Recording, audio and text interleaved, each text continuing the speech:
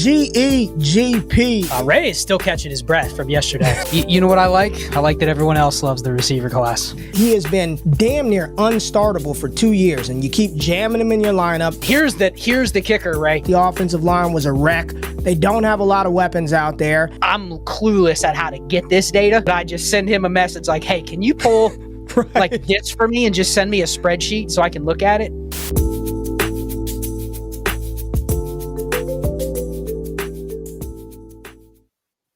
Good evening, good people. Happy Father's Day to all the fathers. Happy Sunday to everybody else chilling here tonight with us, June 15th, 2025 on Destination Chill.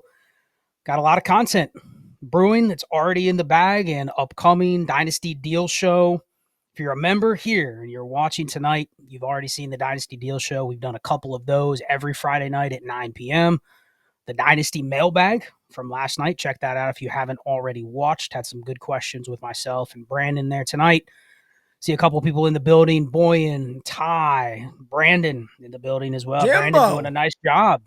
Jimbo's in the building. Jimbo, he found the button, Scott. Jimbo was looking for the damn button for about 2 weeks, man. He found it.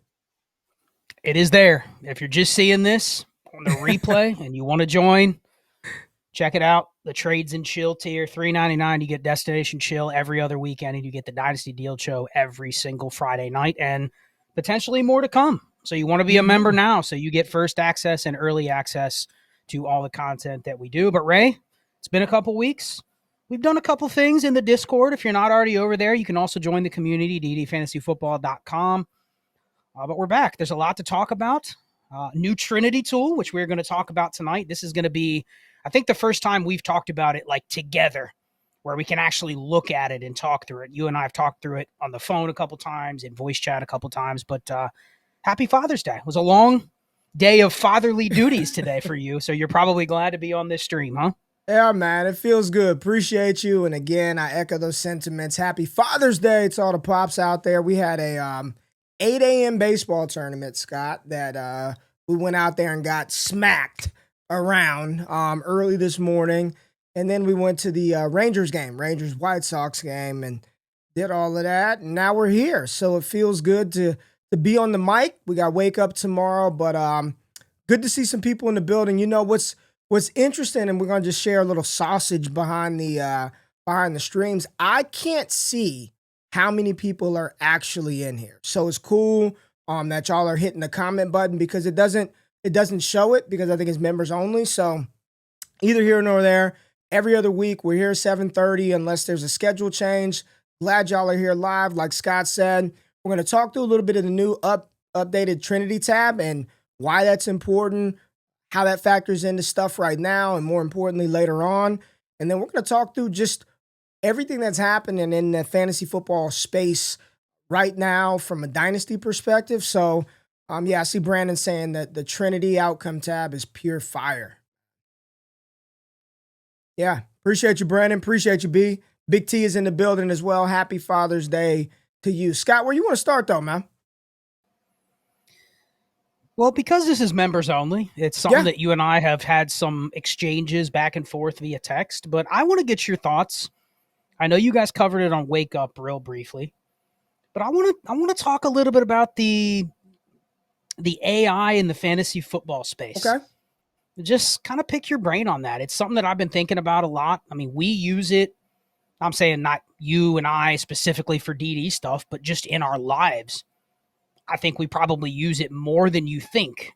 Yeah. And I think even more so, it's being used behind the scenes to do stuff that you're asking for from other places. Like you're requesting things from websites or you're buying things, and you better bet they're using AI to run their businesses. You know what I mean?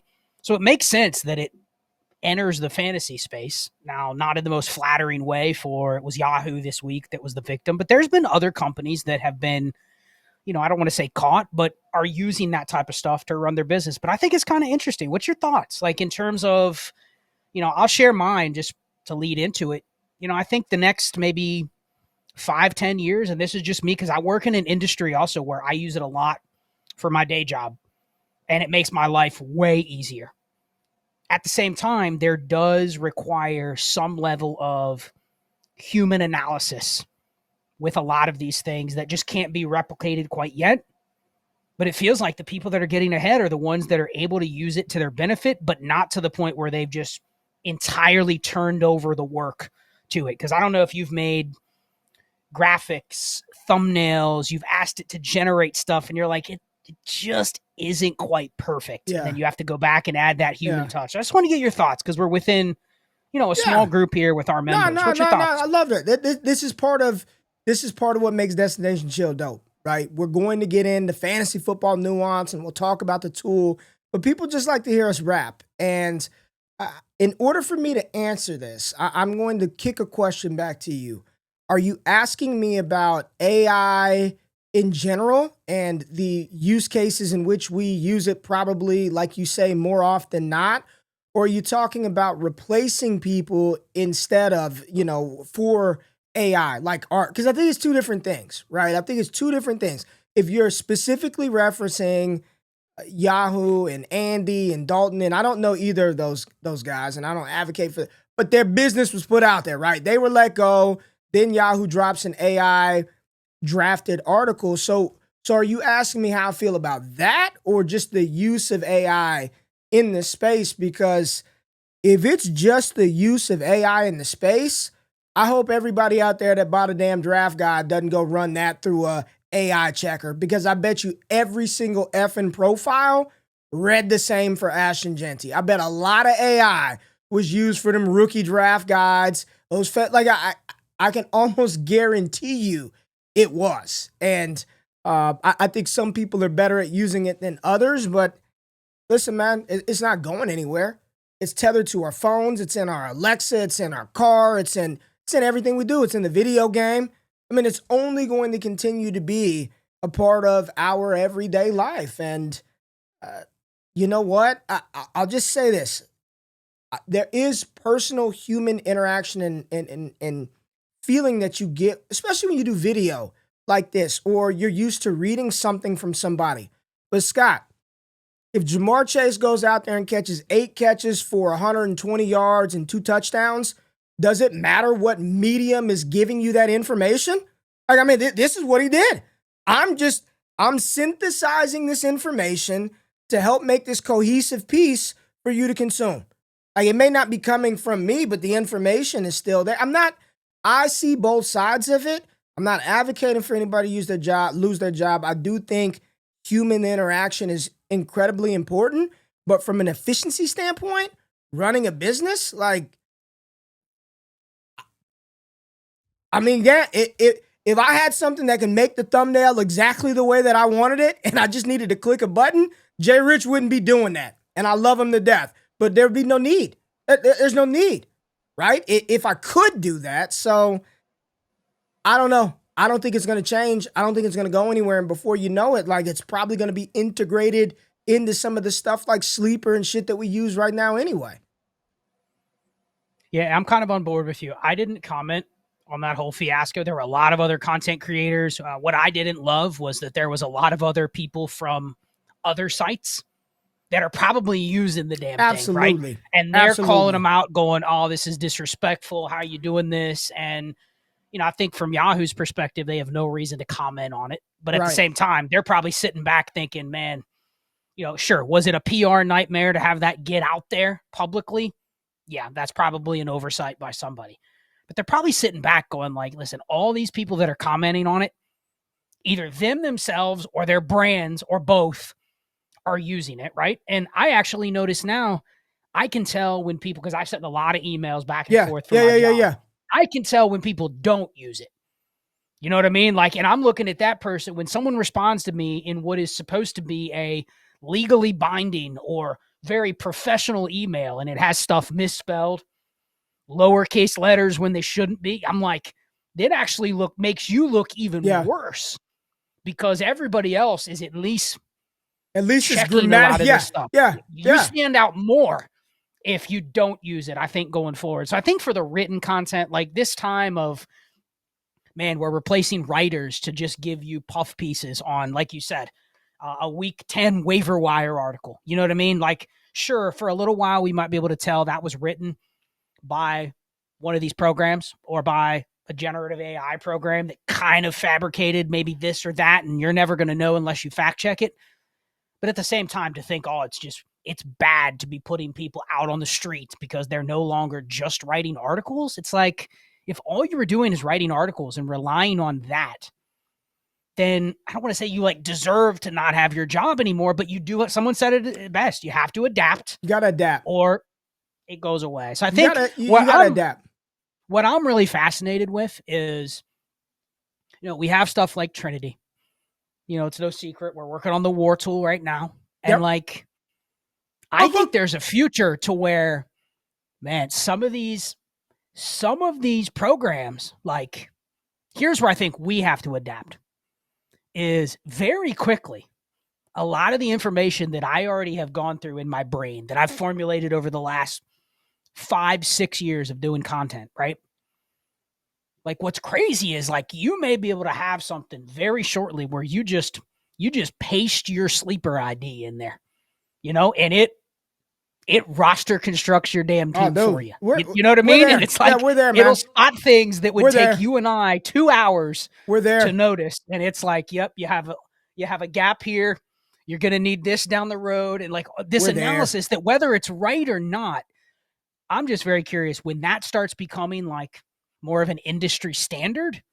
The key is going to be, how do the content creators understand it and be able to talk about what it's doing, rather than say, oh, I can do it better by just analyzing it on a piece of paper or on an app.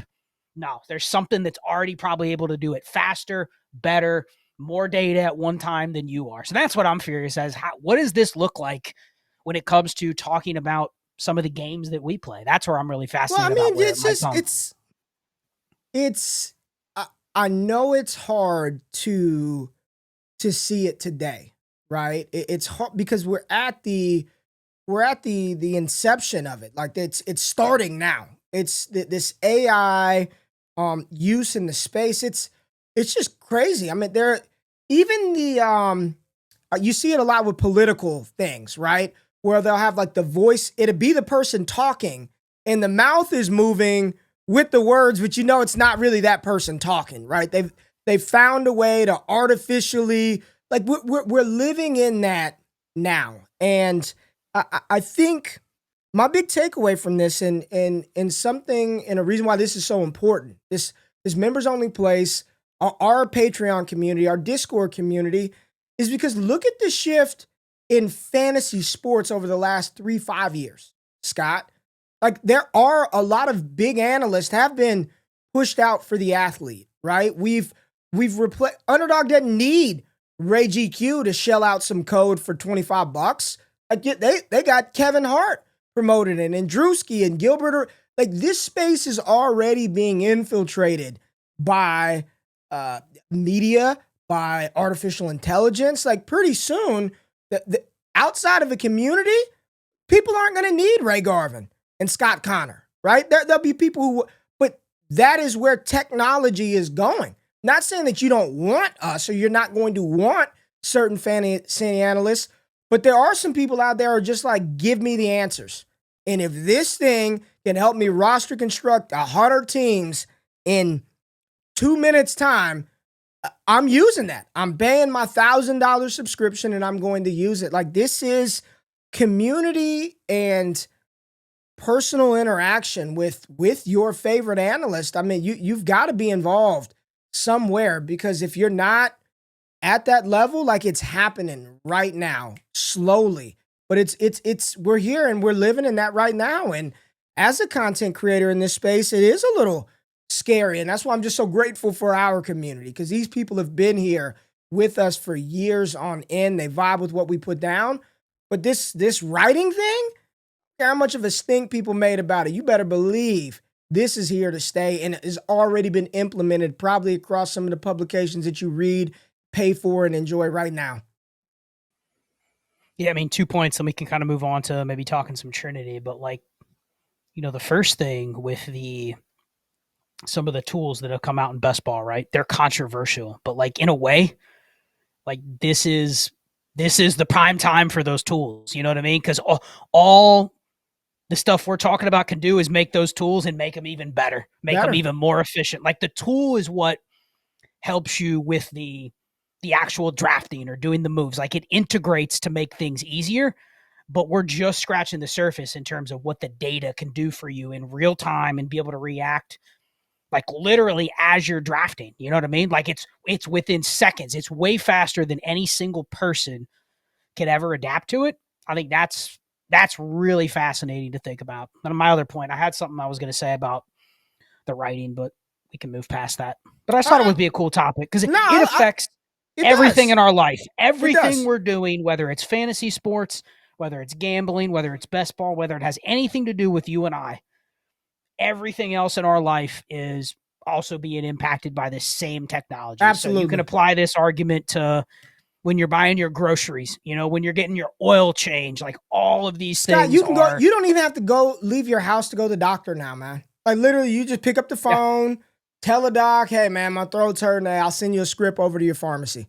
Like you don't even have to get up anymore. Like you could just do it right there. And I don't know why people think writing would be any different. I'm not like why would it's like the easiest thing to kind of for the program to do is to write something. And you know what's fascinating? This is the point I was going to make. There used to be, I think it was Jay Rich when you guys were talking about on Wake Up. He said that his girlfriend used this for her college courses or whatever it was, right? Yeah. And you remember back when we were in school, like the thought of using anything was like you're getting expelled. You know what I mean? And then even a couple years ago was like, if you're using this stuff, you can't. But at what point does that shift where it's almost like the industry standard becomes, and that's what's happening in my industry is it used to be you don't really want to do the work using this stuff because it's kind of a shortcut, right? Until the core product that is leading to the work. You know, what happens when textbooks are just now made by AI? Yeah. Well, then how can you say the citations of the textbooks are being plagiarized? You know what I mean? Because the foundation was built on it. So it's very interesting. When he said that, I'm thinking, dude, in 5 years, it's going to almost be that if you're not using it, you get a bad grade because it's just terrible. You know what I mean? It's very, very interesting. You know who's going to win in this battle? Whoever adapts and learns and masters that the best. Because people are hiring for AI prompters because it doesn't do everything, right? You need it to sound a certain way. You need it to look a certain way. You got to feed it certain things the right way. It's here to stay. And those that adapt quickest and don't resist are probably going to be the ones that succeed. And the ones who do are probably going to be, behind the 8 ball, Scott, so to say. So I like talking about stuff like that. It's members only, destination chill. But yeah, you talked about it. You said a couple of upgrades coming. You said it's no secret. We're making some updates to the War tool, and I do want to talk about that. But we did launch a big upgrade to one of the featured tools on the website, ddfantasyfootball.com. And I do want to talk about that real quick. That is the upgraded Trinity tool. So you see when you come to the homepage now, got your players up top from last season. Really cool. Could take you right to their page. Boom, there's a Flowers. Works very snappy. So the new historical range of outcomes. Scott, people love this. People love ranges and comparisons. And this little tab is really impactful. What you don't see anymore is the historical Trinity tab, which was a little... I knew how to use it, but it was not intuitive for most to navigate. But long story short, what this historical range of outcome tab does is this is a usage tool. Target share, first downs per route run, yards per route run, air yard, all that stuff into those little dots. And what this is doing is saying, based on Jameson Williams' 5.62 usage in 2024, here are some historical comparisons of similar players who were used like Jameson Williams and their fantasy production that coincided with that usage. As you all know, Trinity is correlative or predictive at a 72% clip year over year. Fluctuates 72, 76%. We'll just go 72%. So a 72% chance that based on finishing in this range, you will finish in this range next year. And when you use it, it's real simple. We'll type in Jordan Addison. I think he's a good example, and I have some stuff already pulled up. So you find your player. You got to spell his name right in order for it to work. But once you find Jordan Addison, you update the chart, and boom, weeks 1 through 17. You see his Trinity score, 6.34. Efficiency adjusted Trinity, 6.84. Pretty damn good. I like to see that efficiency adjusted Trinity score go up. That means he's doing more with the usage that he's given on, compared to other players that were average. It's weeks 1 through 17. And then here's what everyone loves, Scott. Your points per game, historical outcomes. High end range, 15.4 based on the season. Medium range outcome, which represents like the 50th percentile. The high end outcome is top 10 historical results. And then the low end outcome is your bottom 10 percentile of historical results. But what is very important on this page is the historical comparisons are comparisons of usage, and the fantasy points so happen to follow that usage at a 72% clip. It does not mean that Jordan Addison's prospect profile, 40-yard dash time, vertical jump, any of that stuff is comparable to a Mike Evans or a Chris Godwin or a T. Higgins.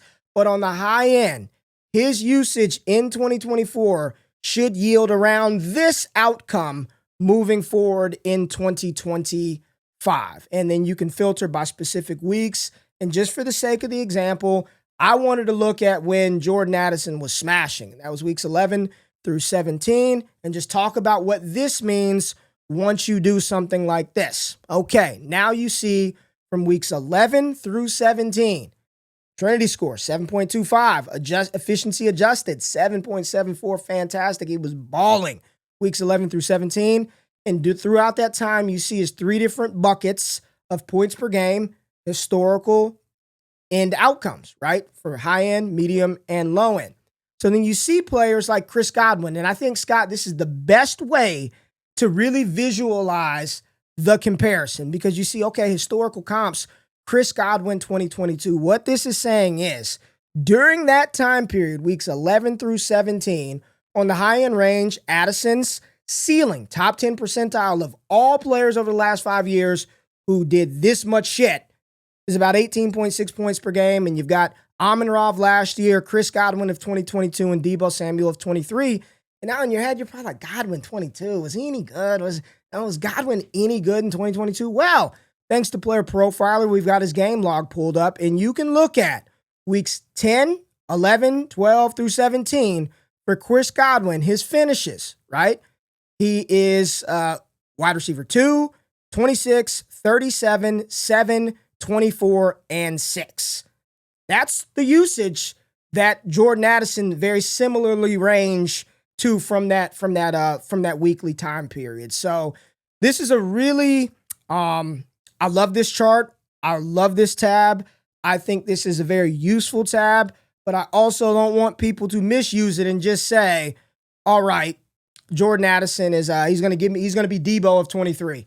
Automatically. He's Deebo of 23. He's going to be Amon-Ra of 24.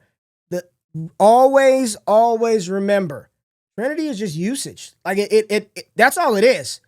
It's a usage tool that fantasy points happens to correlate with, right? Fantasy scoring year over year happens to correlate with this, but this is not a prospect profile. It doesn't weigh in Ben Johnson being the offensive coordinator. It doesn't weigh in your quarterback. It is just strictly what the player's doing on the field in a simplistic view. So long-winded way of talking, and I want you to jump in here, Scott, but that is what this tab is, the big update that we've been working on for quite some time. Really fun to run through these historical projections based on usage for these players. Yeah, I think this screen right here is great to just kind of sift through, play around. The first thing I did was go in and find what I thought were pockets of outlier usage for players where I just remember, oh yeah, this guy had a great 4-week stretch. Let's go track the Trinity from there. I mean, I'm looking at T. Higgins' last 4 games of the season last year, 14 through 17. And, some of the comps, you're like, damn, those are pretty high end, 20 plus point per games. Mm-hmm. Now, you look at that and you go, okay, well, what was so special about those games?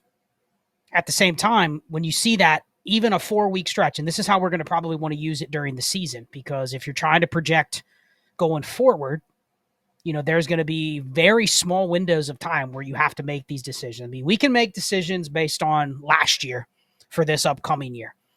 But the funny thing about a tool like this is the more people use it, and, you don't make it any secret what's in the formula, right? A lot of things that are already publicly available that are used by other people with other sites, with other models and stuff. They just don't know how to put it together like old GQ do. Exactly. But the idea is like water finds its level after a little while, to where like there's some windows where you can probably find some egregiously priced receivers. But I think the biggest places people are going to be using this tool are on the higher end, where you're making your big decisions on expensive players.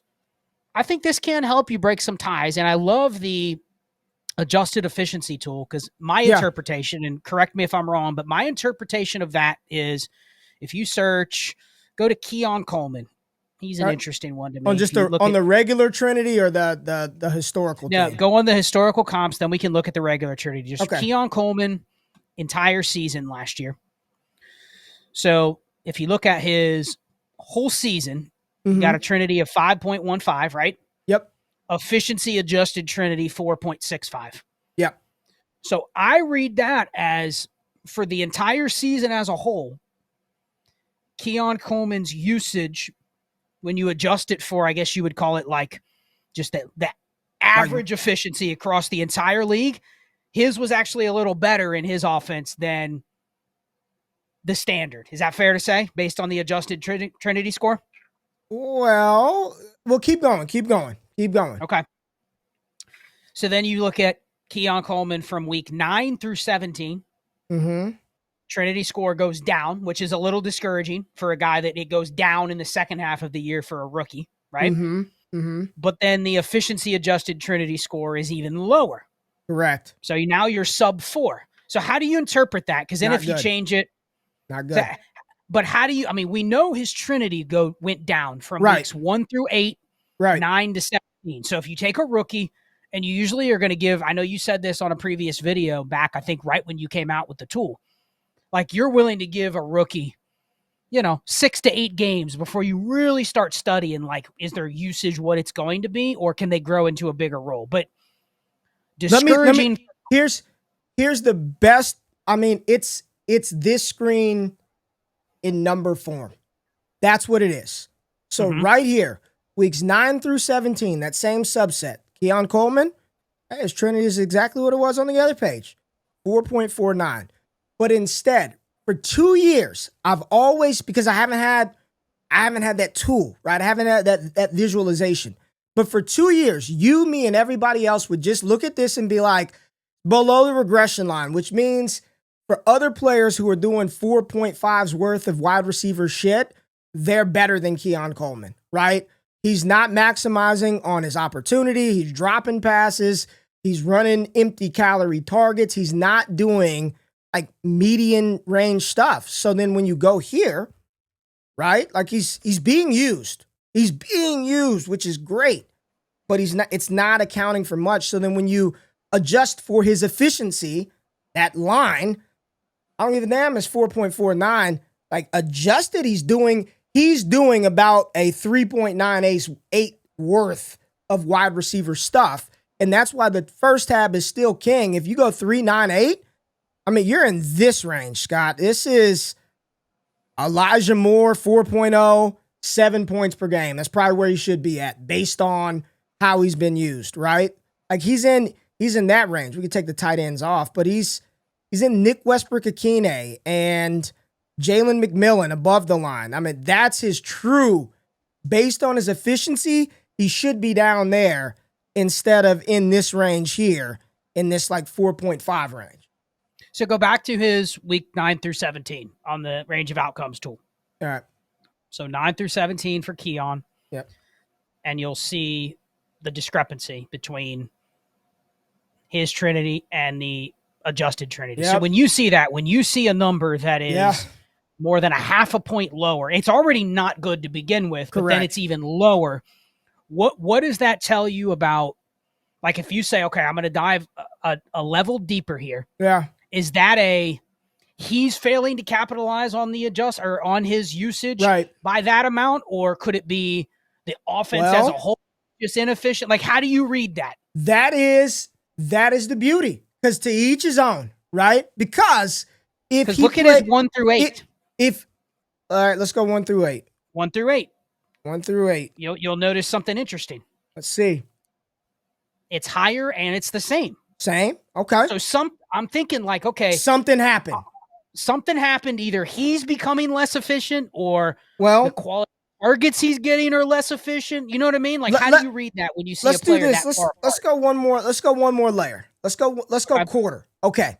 In the season, because for me, I think weeks 9 through 17 is too big of a sample size. There's too much. There are too many seasons inside of there. But we'll get back to 9 through 17. There's no data behind this, Scott. I just look at stuff in quarters. First 4 weeks versus the last 4 weeks versus sort of the middle of the season. End of the season. What's so fascinating about this? What was his full season? Like a 5.1? And at the end of the season, he's right around that. He's a little lower than that, a 4.87. Think about that again. Keon for the whole season, right? For the whole season, he's a 5.15, which you look at this as it's not bad. Efficiency adjusted, not that great. But if you just go the last month of the season, as Buffalo's competing to get in the play, his Trinity score is lower than it is for his entire season. And then adjusted, it's even lower than that. So here's what we would do if he played for the Browns. We'd say, well, he's probably better than that, but the quarterback stinks. Can't do that with Josh Allen. Can't make that case with Buffalo's offense that the quarterback stinks. So if I'm reading this, and it's so interesting you pick this example, because I'm like, oh yeah, Keon's a 5, but he's below. If I'm reading this is probably not very good. I don't like. This is not good, okay?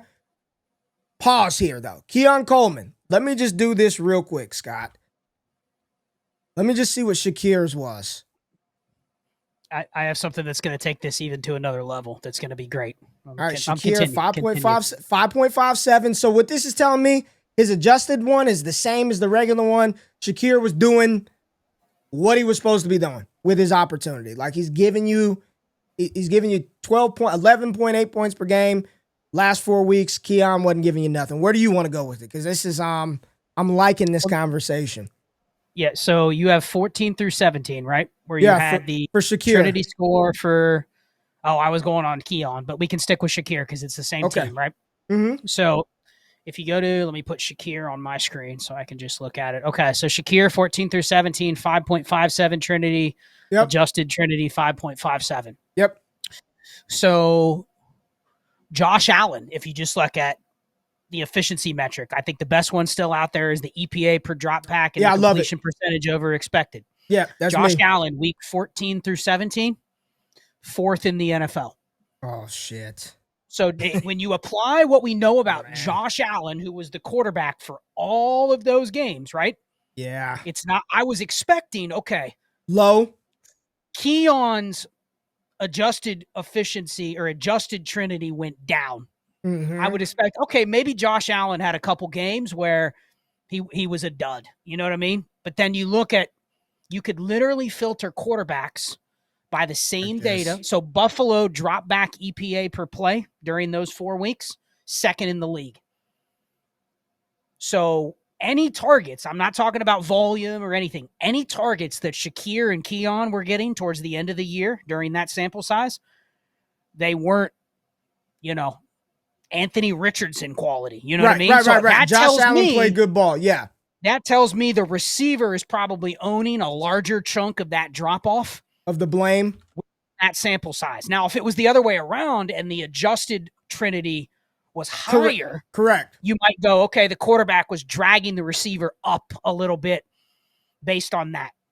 But for Keon, you're looking, second half of the year, he dropped off. But then you look at Josh Allen, second half of the year, he got better from a passing efficiency standpoint. That's where it starts to become a negative sign. You know what I mean? It wasn't like he was stuck in a mediocre offense with a quarterback that was struggling. It was actually the opposite. So, oh man, Deion should have gotten a little better, in my opinion. Just taking that data for what it is. Dude, I'm looking at it. He didn't do anything. I mean, he did nothing. Let's pick another one. Pick another young guy people are thinking about. Maybe not with a Josh Allen level quarterback. Go with somebody else. You want to go Jaden Reed? We can. I mean, I'm throwing names out there. We've got. Okay, let's do this. Let's do this because this is what I was doing. Let's do it. Let's do this. It's Destination Chill. Let's do this. Okay. We got KTC pulled up, right? Where you want to go? Who you want to look at? We need to what we need to find is a receiver that we're curious about that's in a similar situation that from last year. So same quarterback, same OC. It's hard to pick guys like Rome and Lad. Go Lad McConkey. Let's go Lad. McConkey? Okay, let's go Lad. Nothing's changed for Lad, right? Other than they've drafted it and bought into some running backs. Let's go Lad. Where are you starting? Okay, so here's what I want to do first, but just for optional completeness. We're gonna look at Lad, right? Look at the Chargers, LAC. Okay, this is the regular old follow the dots. Right now, I know that it's like Lad and nobody else. You got QJ that was just kind of giving you what he got. Palmer's going to be lower efficiency adjusted because he's below the line. He did below the 50th percentile people who got that much usage, which wasn't bad. Will Dissly, we're not going to look at that. So this offense is pretty nasty. So you've got QJ and Lad, and Palmer's no longer there. He's on Buffalo. So he's not even, don't even worry about it. It's QJ and Lad. So I would just start off there to just ground myself on where they are, which is kind of right on the line. That's good. Right on the line. So we're going Lad McConkey. Lad McConkey, full season. Let's run it. Yep. Efficiency adjusted, right on line. It's 7.52, 15 points per game. High-end outcome, 18 points. Medium range outcome, 15 points. And low-end range outcome, 13 points. And that represents the usage of those players and their corresponding years. So you got Tyreek at 21, Debo of 21, who was used similar as Lad going in the next season, and then Amon-Ra of last year, and then Devontae Adams from 23. So here's what's cool. You notice his adjusted Trinity is basically the same, right? It's the same. Yep. And Justin Herbert, last year, for the entire season, his efficiency that he owns for himself, where do you think it ranked in the league? There's some symmetry to this conversation. It makes me I don't even know. 16th, dead right in the middle. Right in the middle. Chargers drop back EPA for the season, 15th. Right in the middle. So that tells me that, even if you just get league average quarterback play, and when I say quarterback play, not wins and losses, just quality of passing environment. I guess that's what we would call it, right? Just the quality of the passing environment that you're in. He basically had league average quality last year, and he still produced this. And it didn't fluctuate much up or down. Now, maybe we can pull up certain weeks.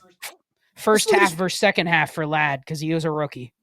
Let's go first half, second half, and if we want to go, first four, last four, we could do that. So first half, usage for Lad. It's 7.16, so not as much, right? He got a little more as the season went on. Points per game was a little lower, but the usage comparisons, pretty good for how he was used those weeks. Pretty good usage.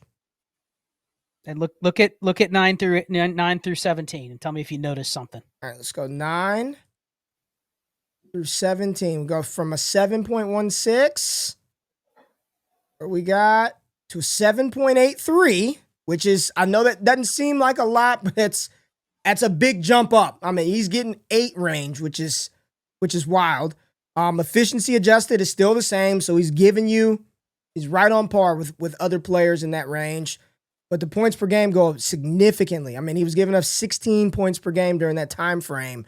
High end. I mean, based on damn near 8 usage, I mean, he was used, and we could probably look at game logs like CD, Tyreek from 2020, Jamar from 24. High end range, 26 points. Medium range, 18 points. Low end, 16 points. Yeah, and it's very curious to me that efficiency adjusted Trinity did not really change. Because he's Whenever you good. looked at Ladd, which it almost kind of tells me that that environment that he's in, it kind of is what it is. You know what I mean? We know he's got a good Look at quarterback. this. You wanted a change. It changed. Okay. 14? Weeks 14 through 17, Trinity score 7.5. Adjusted Trinity, 8. He was scoring you 20 points per game. Okay. Now I'm gonna filter Justin Herbert by those 4 games and the Chargers passing offense by those 4 games and just see if I notice anything. You know, because that tells me right there that when a adjusted Trinity goes up, that he could have done even more with what he had, right? Could have done even more with the usage that he had. I mean, he was what it tells me is he was maxing out how he was used, and he could have been used even more. Here it is. This is without any efficiency adjusted. This is Ladd McConkey, 7.50, 20 points per game, right? But look at him. Like, look at where he's only a 7. If we just go, watch this. Remember where Ladd is, okay? Let's do this. Weeks 14 through 17. Here's Ladd. Here's Thielen. Where's Thielen? 7-9. Where's Ladd? We got to go back here. There's Ladd. What the efficiency adjusted tells me is there's more left in Ladd's tank. Because check this out, Scott. Let me get this off my screen. There's Ladd.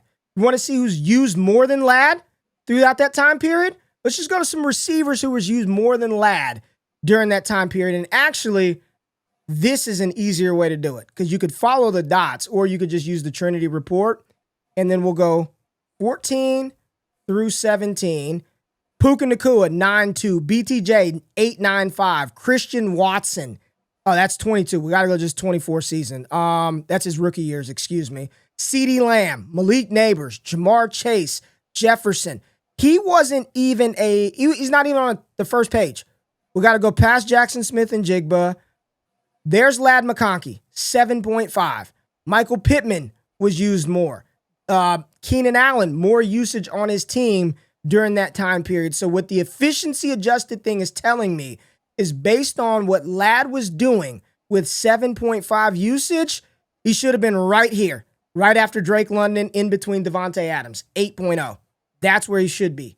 That's what that tool does. That's what the efficiency adjusted tool does. And I know when you look at that range and you're like, ugh, really? 26 points per game? There's no way. During that time period, Justin Jefferson was giving you 26. Jamar was giving you 26. Neighbors, 22. CeeDee Lamb, 21. And Puka, 24. Devontae Adams was giving you 24 and Mike Evans, 22. Trust it. I mean, that's what, during that time period, that's what those dudes were doing. So the efficiency adjusted score tells me that no, Scott, Ladd has more in the tank because if he were used like that, he should have been in that range right there. Yeah, this is fascinating to me to pick these case studies, and because I'm looking at watch this. You were just picking 14 through 17 there, right? Hold on. Stop. Scott, 14 through 17.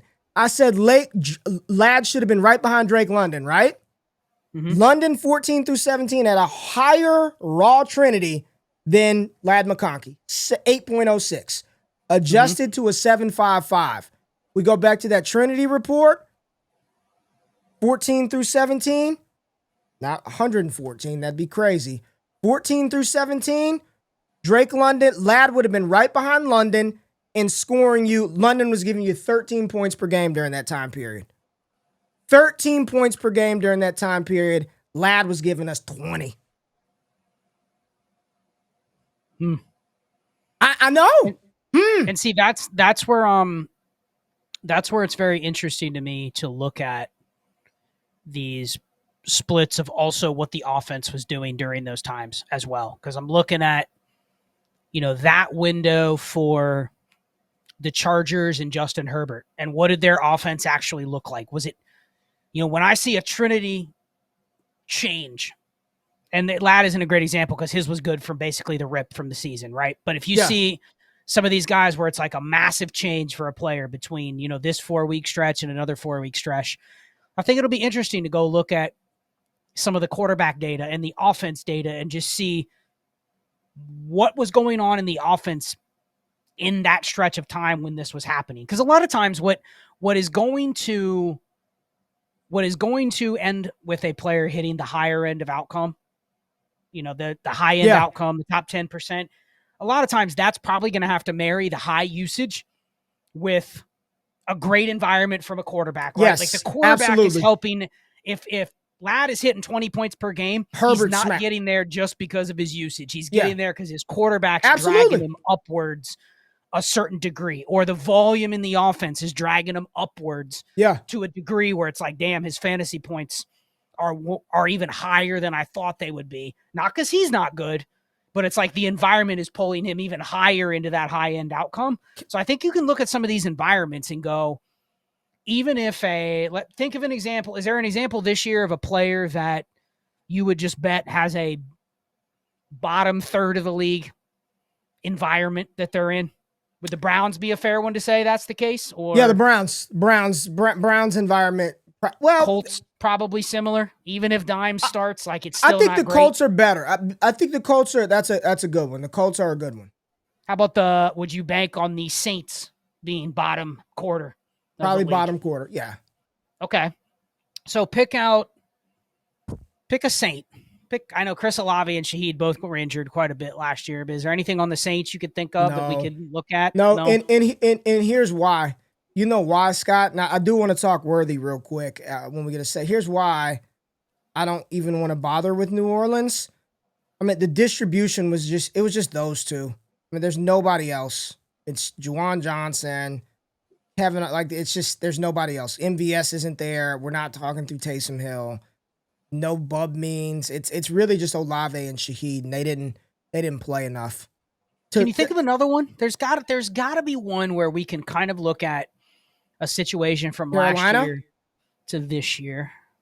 Carolina, we Denver, could do Carolina, Las Vegas, Miami. Miami would be an interesting one with Hill and Waddle. No, because we've seen it from that situation before.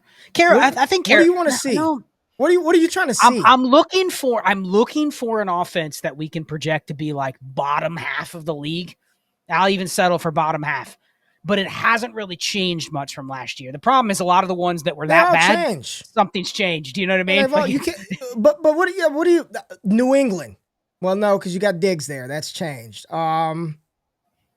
Well, we don't have to look at a real-time example. What I'm getting at is just something that I'm going to look for going forward is go through, do a mental kind of breakdown of where you kind of think the offensive environment and situations are for all of these players, right? And I do think a good hypothesis would be like if you're projecting, let's say the Browns, you don't even need to look at last year's Trinity, but if you just assume Jerry Jeudy has similar usage to what he did last year, it's really hard for me to buy into even anything close to above the median outcome for some of those guys, just given the environment. Do you know what I mean? Mm-hmm. Regardless of the usage, I do think low efficiency passing offenses are going to lean more towards like, okay, it says Jerry Jeudy's median range outcome is 13 points per game. But a lot of times, what do our eyes do when we see that? We gravitate towards the higher number, right? Like what could be.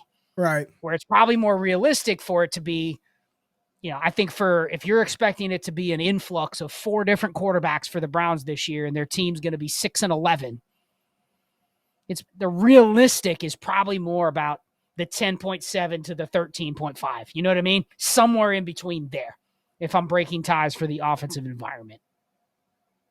I mean, but then you filter and you see that the environment was shitty last year. The environment was shitty last year. Like, that's what this took. But was it, though? Or was it just the quarterback came in and made the specific environment that Jeudy was in a little better, but the team environment is bad? And that's the argument you hear with Jeudy this year. It's like, well, if it's Flacco, the passing environment could be good. But all I'll say is this. both Jerry Jeudy and David Njoku, like just whatever was going on, Mm-hmm. they performed. They outkicked their They coverage. Is that fair outkicked to say? what for the end, and I'm not even filtering by the last four weeks, which just they were beyond. It was just those two, and if I take the tight ends off the screen, it's Jerry Jeudy, and the next closest receiver was Elijah Moore to it's him. Like for me, when I see stuff like this, I really don't give a damn what any thought about the situation is. Because this tells me the situation was already bad, and they just said we're going to give him the ball and David Njoku the ball. Like I don't like this. This is how the Giants look. What's the difference between besides the fact that we like Neighbors more and how he's more talented and all that? But look at this. It's Neighbors way up here and nobody else. This environment stinks. But if you're going to get that much usage, I just don't care. And I think when you see a name without, and this is why I shout out to Matt Kelly, that's my dog. Whenever I use the Trinity, I legitimately have a game log pulled up because I'm like, I wanna see what was going on, right? I want to see what was going on. So if you dude, he had 5 catches on 6 targets, 11 on 14, 2 for 3 was a stinker in 16, and then he came back in 17 with 18 targets and 12 receptions. Like, that's a lot of work, right? So I think the better way to highlight your point is I'm not as good as he was, I don't want to bank on 18 targets or 14 targets. Like, that's just a lot. I don't care how you that's just a lot of targets, right? So I don't want to say let's pare it down, but I'm not banking on that. I'm not banking on 18 targets and 14 targets a game. You know what I'm saying? Like that's not going to happen. That's probably not going to happen, and that's why you got to filter by different time frames. It's kind of like the stock market, right? You're looking at different charts, the hour chart, the minute chart, the daily, the monthly. Like I always want to see how they got there. And the good thing is Trinity doesn't really it doesn't overinflate for touchdowns. The formula counts a touchdown and a first down is the same thing. So it's not giving you like 6-point bonus for scoring. But I do think this is pretty relevant, right? Like 18 targets is that's a top 10% outcome for any NFL receiver to get in the game. So I don't want to overinflate those two numbers. Where's he at? Probably somewhere in like the 6 to 8 range, Scott. 6 to 8 is more appropriate than 14 and 18. Yeah. I think I'm going to play with this a little bit more because I think there's stuff that we haven't even discovered that this Trinity can tell us. I think so. What I mean? If you really start zooming into, what was going on with the team during the stretch of time that you were looking at. Like you could probably look at, like, one thing I know is true about the Browns that I don't think people really realize, and it is a big change from last year to this year, is, they did have a high neutral pass rate. They were a passing team. Now, yes, what you assume a lot of times with a passing team, right? That if Mm-hmm. you are a pass-heavy team, and we're talking like neutral pass rate, the Browns were 4th in the league in neutral pass rate. The only teams that were higher than them was Cincinnati, Minnesota, and Kansas City. I wouldn't have guessed that. I wouldn't have guessed that. And that is in neutral situations. So that is aside from them being, because you'll hear all the Browns. Here's how the fantasy breakdown goes. Well, the Browns passed a lot last year, Ray. Yeah. And then the analyst will go, yeah, but they were always behind. Well, no. If you look at them in situations where the game was between 30 and 70% win probability. So the second quarter, they're down by 3 points. It isn't like the game is on the line. They're trying to come back from a 3-touchdown deficit. They chose to pass at a higher rate than 29 other teams in the league, right? Yes. And so when you have that applied to the Trinity, that is when you say, okay, yes, Jerry Jeudy was being used like this.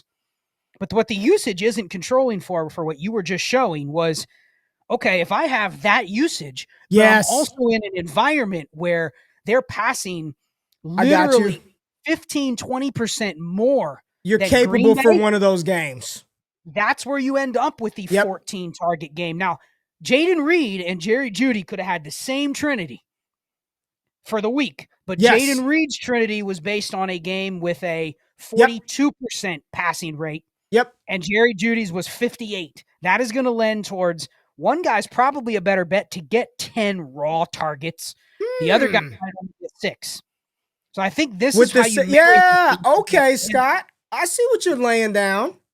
Well, and that's the thing with the Browns. Guess what the Browns did? Hired a coordinator that's going to probably do the opposite. So it Good. doesn't I mean like he that. will do the opposite, but I But think you just put a looking at some mental of these check there. teams, like there's a reason that you're probably still high on. Like, curious, can you name the top 10 teams last year in neutral passing rate? So game not on the line, they just chose to pass more than run. Well, we got Cincinnati. That's one, and then we got there's Cleveland. 3 or 4 that are obvious. KC and Cincinnati are I always was going in to the say top Kansas 2. City, Cincinnati, Tampa Bay.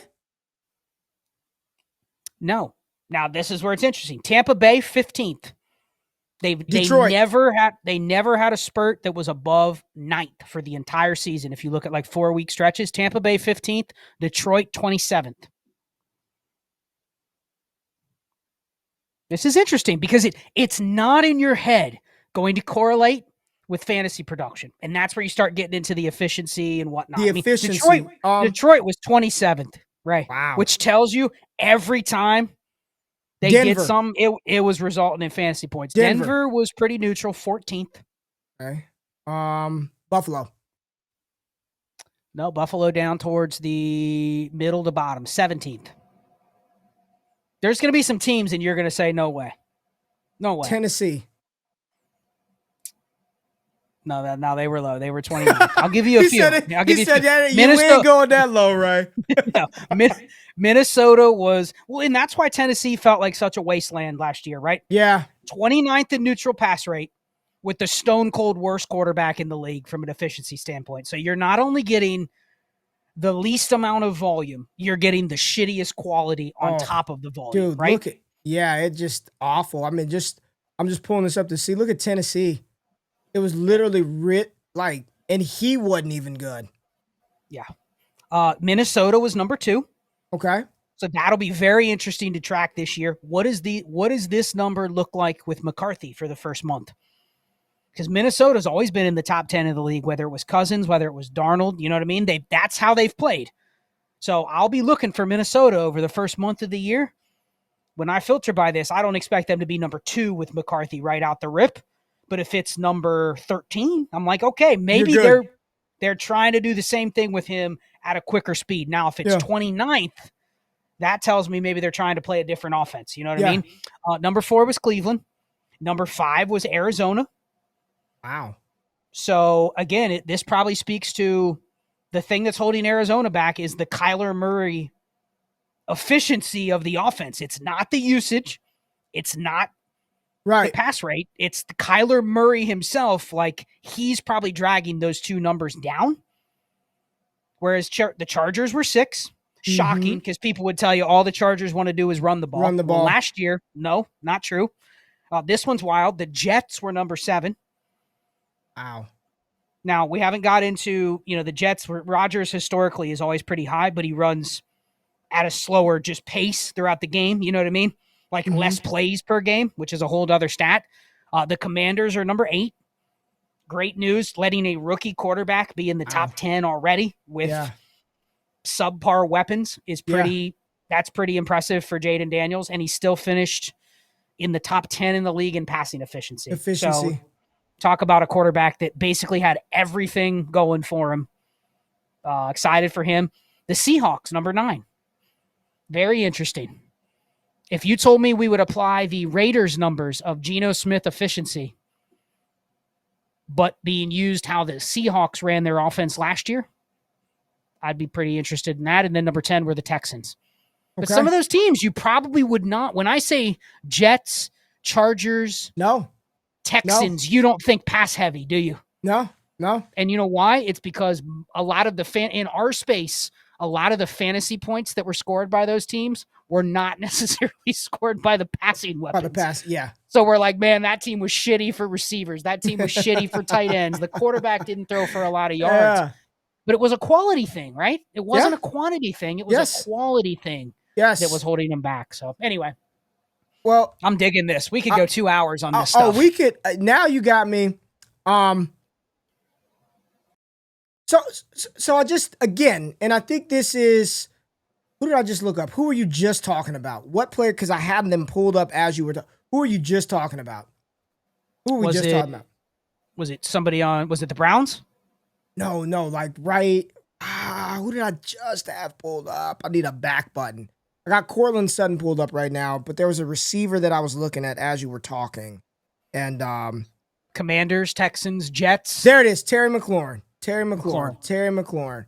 So I was looking McLaurin up, and this is full season. Yeah, I'm looking up McLaurin's full season, and then 732, 725. Okay. This is a really important distinction, okay, or data point, because we got 5 years worth of buckets, right?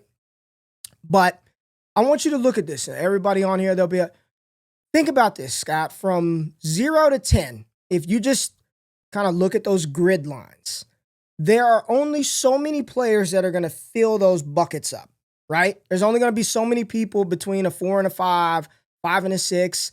And 10 years from now, it'll be double, right? We'll have twice as many people that score between a 4.0 and a 4.99. But right now, we've got 5 years worth of comparisons.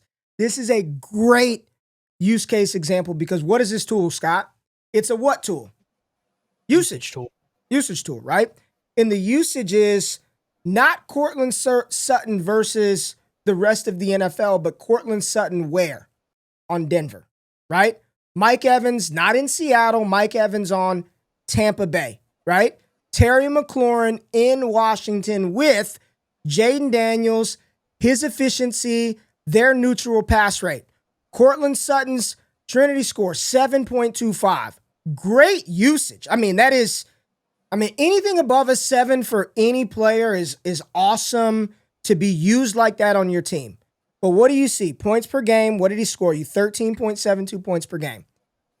You look at his outcomes, the 3 buckets, Scott, 18.3, 15.6, 13.3, right? Those are the points associated with the players who are used like that at the top 10 percentile, the 50th percentile, and the bottom 10. You following me here? Like, I'm being very deliberate in what I'm saying. The comparisons for Sutton's outcome are based on like the way that he was used by his team is how Tyreek was used in 2020, how Amon-Ra was used this past season, how Debo was used in 21. That's how they were used, okay? We're going to flip the script, and that's weeks 1 through 17. Terry McLaurin, okay? Terry McLaurin's adjusted efficiency is right there, 7.37, that's what you get your outcomes from. Same exact columns as the outcomes as Cortland Sutton. I think the low one might be a little higher, but same exact sort of bucket ranges as Cortland Sutton. But if I just had to ask you, based on the efficiency adjusted, their offensive environments, which one of them two do you think has a better chance to hit that high end outcome range? Because all usage ain't the same, is it? All targets are not equal. You want the Bo Nix targets, or you want the JD5 targets? You want the Washington Commanders neutral pass rate? Do you want what Denver did? I think this is, so when you just see it, you still have to take into account the thing that this will not, which is the situation, which drives a lot of this stuff. It's great to have that usage, but there's a big difference between a 7.0 in Cincinnati and a 7.0 in Tennessee. And that's when you get here, it's not just, oh yeah, McLaurin and Sutton have the same. No, based on their usage, historically, that's what they do. But those environments are completely different. And to illustrate that, like driving it home, and I know a lot of people think there's no higher place for Jamar Chase to go. Look at Chase's usage. Scott, if you just Chase's usage was a 7.51, which that's not anything crazy. I think Neighbors was 8 something. You got Puka. Cincinnati can use him even more. Adjusted, he's an 8.0. So that 7.5 is much different than that damn near 7.5 from Terry McLaurin. So the environment still helps drive some of this, which I see this, and I do think there is a higher ceiling for Jamar Chase if Cincinnati actually used them. And then the point about Sutton and McLaurin, make sure you are understanding all environments are not created equal. And that's what this tool helps do. And you can see that better than not right here when you do this right here, Scott. And I'll stop right here. Just put Cortland Sutton in and then put Terry McLaurin in. Sometimes back to the basics is best, right? Sutton's got better usage than McLaurin, but he scores less points below the regression line. Terry McLaurin out-kicking his coverage. Despite the fact that he's not getting used as much as Cortland Sutton, he's still outscoring him, which tells me his environment is good, his quarterback is good. Cortland Sutton, little below that line. So I just wanted to highlight that two closely tiered players, right? Closely used players in their offense. But I do think their outcome ranges are vastly different because of what their surrounding environment is. Yeah, I think you summed it up awesome there. I think for me, like when we get into the season, when you start seeing some of this data on the teams, I think the easiest thing to apply now, if you're just looking backwards, because it's tough to look at 2024 because I go through all 32 teams and like half the teams have changed offensive coordinators or quarterbacks or both. Yeah. So you can't just go, well, the Titans played this way this year. They're going to play this way next year. Even if the coach hasn't changed, sometimes just the quarterback change can totally change how the offense is run. But I think for the most part, when you're using this, I mean, this will be my final thing, is there's going to be the outliers at the top and the outliers at the bottom, right?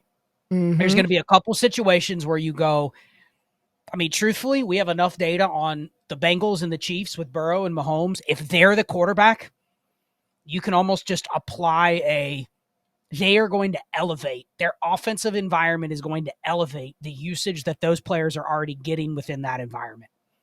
Yeah. And then there's going to be guys at the bottom, teams at the bottom, where you just go, I don't care how good the usage is. Like, it's going to be hard for you to buy in. I mean, we could look at it last year, maybe on a future show, but like, I know you've highlighted Josh Downs' Trinity, right? Mm-hmm. But like, you put it in the environment it was in last year, it's almost like, what do you even do with that? You know what I mean? Yeah. Like, there's going to be those ones at the bottom where you're like, I don't care what the range of outcome says because it's really hard for me to get there. Now, keep that player on the back burner in case the situation flips. But for the time being, there's going to be the outliers at the top and the outliers at the bottom. But really where a lot of the decisions made are all the ones in the middle, where you see some of these environments flip during the season, where teams maybe change how they're playing. And I would definitely look for those this year when you're working in a new quarterback, a new offensive coordinator, or both. Just be leery when you're looking at the usage for those players. The usage may be predictive, but the environment may be something that you want to keep an eye on for some of those guys. Maybe not these two, the ones you're showing on the screen. You know what I bet you they have this year, right? A similar environment to what they had last year, right? Mm-hmm. Very similar. But then there's some other guys where you go, the environment can be different. So yeah, I have more questions than answers.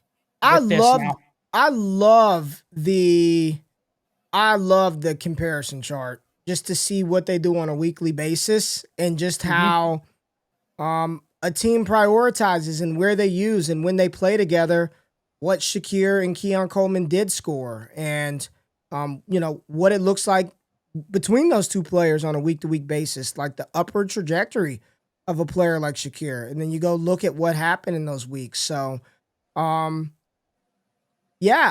love this. Like, receivers and usage and tracking it, all the information is there. And when you break the season apart, you kind of track what the team was doing. I think Worthy's another cool example of a player whose full season outlook wasn't that great, like a 4.77, but adjusted for efficiency, higher than Keon Coleman's raw numbers. Like, it's easy that he's a better bet just off of that alone. And then you start digging into Worthy. You look at Worthy's first half, pretty good. 4.6 adjusted for 5.10, and then you look at his second half. I mean, this is one of those guys where I 4.9 to 5.39 in the second half, and then you go the last 4 weeks of the fantasy season, last month of the fantasy season, and he's getting you 18 points a game with a 6.85. I mean, that's Terry McLaurin type raw usage right there for a rookie receiver, and then you start to see some of his ceiling outcomes from a point per game perspective, but all I care about is the fact that the team at the end of the season really prioritized him. And then you look at how he got it. It wasn't gimmicky.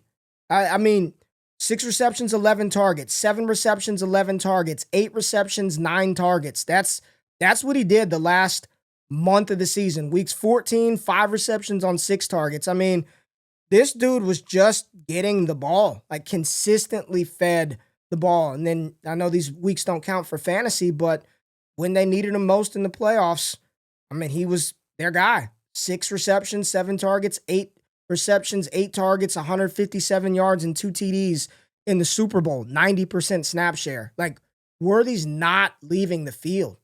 Like, this is going to be a fascinating one because somebody's going to reap a big benefit. I don't think people are talking about Kansas City enough. What Rashee Rice was doing to start the season was, I mean, he was on. Let's just pull it up, Scott. I just want to look at his numbers, and we can get out of here for the night. We're giving the members some shit tonight. We're giving them some good stuff tonight. But Rashee Rice, 7 receptions, 9 targets, 5 receptions on 6 targets, 12 on 14. Like those first 3 games, I mean, he came out gangbusters, especially in that week 3 game. But I mean, these 3 games, is this going to usurp Xavier Worthy? Because the more I look at it, I remember this 14 target game, but 6 targets, 9 targets, like that's to be expected to start the season. It wasn't like he was getting 10, 12, 13 and nobody was doing anything else. Like, let me go to Worthy. That same time period, 3, 4, and 4. So he was not used. It was his first 3 games for a 150-pound receiver. Rashee Rice got fed. Like, are we sure that Rice comes back in and he just takes it all? I'm not quite sure. Yeah, what I am sure is that whatever one it is, I know I'm taking both of them a bunch because they're in one of those environments where, especially if you're not taking a lot of Kelsey, which I haven't taken a lot of Kelsey. I don't know about you, but if you're not taking a lot of Kelsey, it's fair to guess in that environment, one of those 2 is going to get back to where they were last year. You know what I mean? Or it's a blend of both, which means you probably are good with either. I mean, the same time when Worthy's going ape shit, look, I mean, I know the yardage wasn't high and the fantasy points weren't high. I mean, Hollywood Brown, 7 and 8 targets back-to-back weeks. This is going to be one where I'm very interested in. I definitely think he's third fiddle, but he feels like he's going to be a gnat, like a big fly that just you can't kill. Like he's just been in your house for 2 days and he lives there now. Feel like that's going to be a little bit of Hollywood Brown this year. Which is when you start relying on you know what, you can afford to have a gnat in the house when you have a neutral pass rate at 60%. And it's Mahomes. You know, like some offenses, you put a guy like that in the midst of a, you know, like Green Bay last year. The reason it didn't feel like Green Bay had a lot of production is because they had a couple gnats in a bad environment. Yes. So then you go, well, nobody produced. Well, that's true. They may not have a wide receiver 1, but if their environment looked like the Chiefs, you'd be sitting here going, okay, they can afford to have a guy over here that's stealing, 50 targets, 60 targets. But because that piece of the pie last year in Green Bay was 12% of the pie, where in Kansas City, it would only be 6% of the pie. You know what I mean? It doesn't feel like it's as impactful because fantasy is still a raw volume game.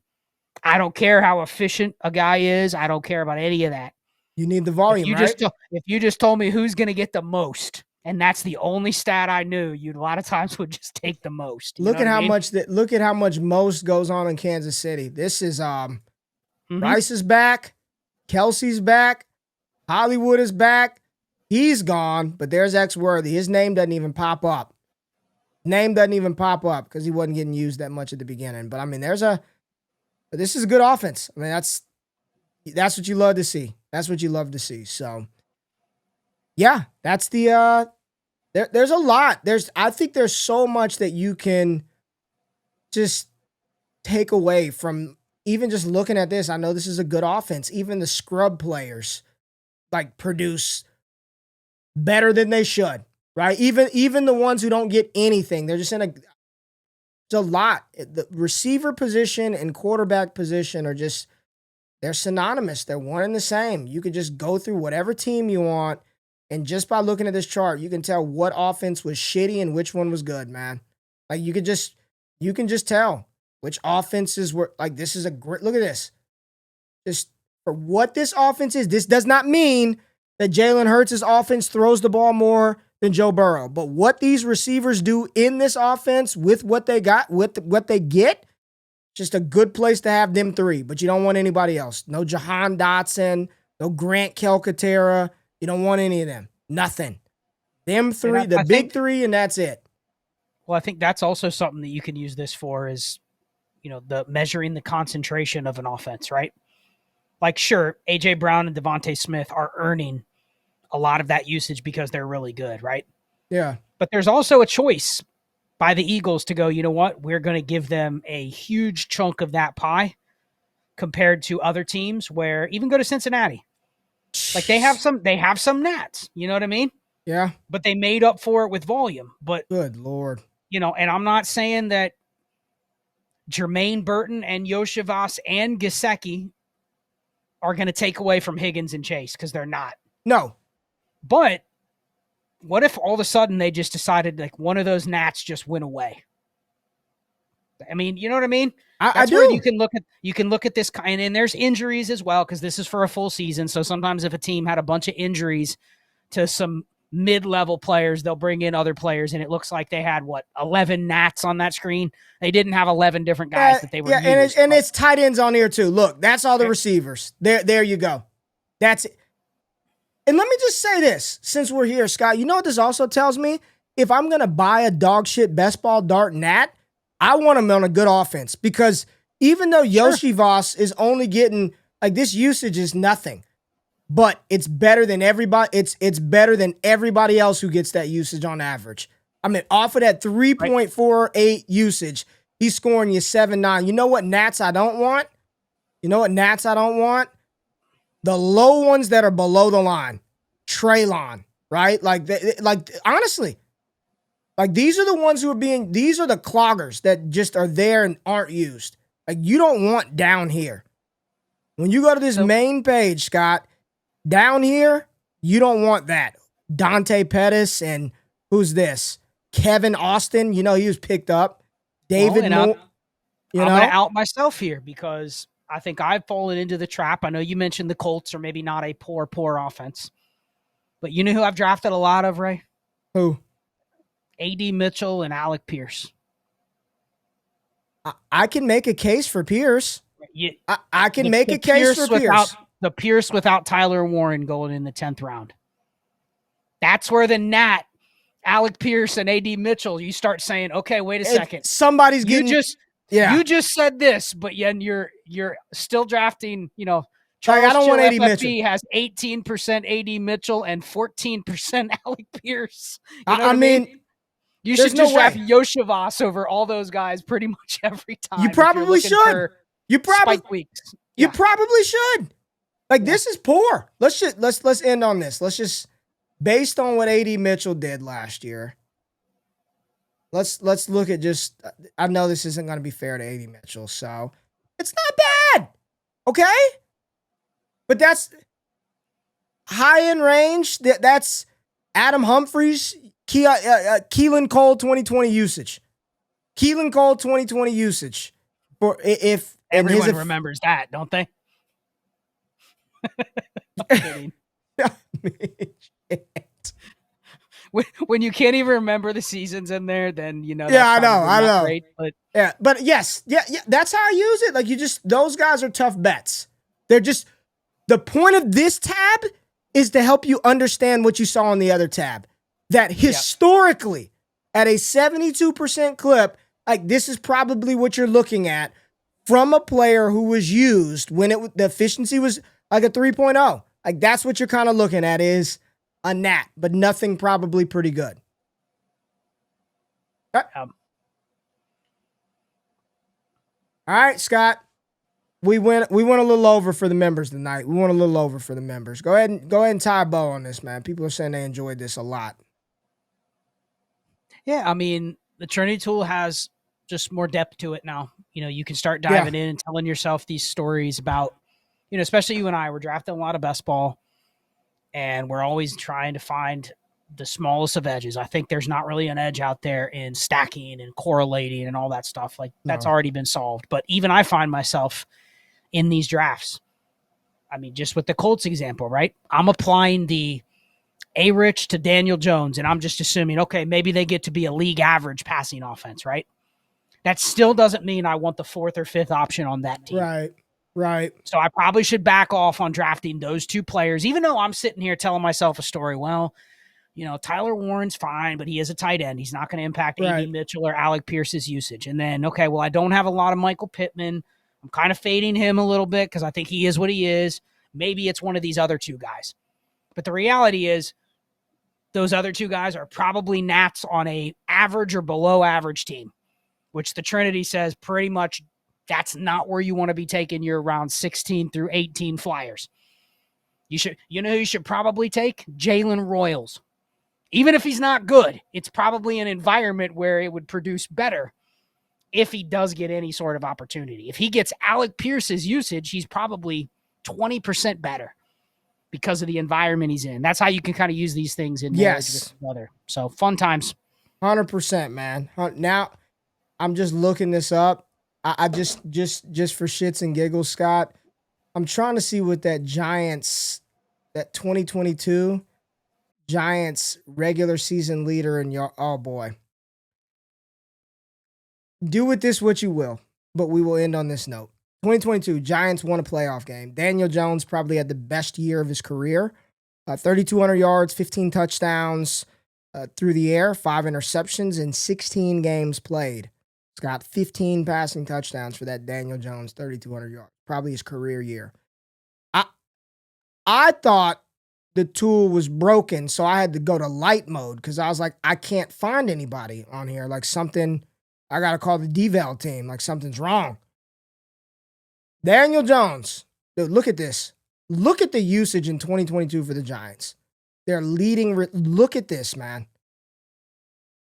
Slayton right there. That was their leader. Barely in that. Like, look at it. Again, what's that got to do with the 2025 Indianapolis Colts? But this was Daniel Jones running this offense. This was Daniel Jones running this off. I mean, this might be the poorest chart I've ever seen. Oh, you're on mute. My takeaway there is even with that poor usage, he still couldn't drag some of those players even to neutral. You know what I mean? And we assume that the Colts weapons they have now is way better from just a talent perspective. Yeah, it's better. Yeah. But I don't look at this chart and go, just my eyes say maybe Daniel Jones can support 2 relevant guys. You know what I mean? But yet there's legit 5 being drafted. I mean, Mitchell is now like wide receiver 90 and Pierce is like wide receiver 77. So you got a zero somewhere. Exactly. You got multiple. You've got a clogger. You're right. It cannot be Downs and Pittman and Warren and Pierce and not in this offense. Cincinnati, it can be Higgins and Chase, and you can have some Gesicki weeks, and you can have Yoshi Voss mixed in all on a given week. It's not happening in Indy. It's not happening in Indy. It's that environment. It ain't happening. So whomever and is that even an offense where you want to spread your draft seed? Like, I don't want a bunch of Colts. I don't. Like, no. I don't even want a bunch of them. No, I think when you're looking at offenses like that, you have to align your bets and pick what pieces you want at whatever prices, but you probably don't want to look up at the end of the year and go, damn, I got 15% of every Colt.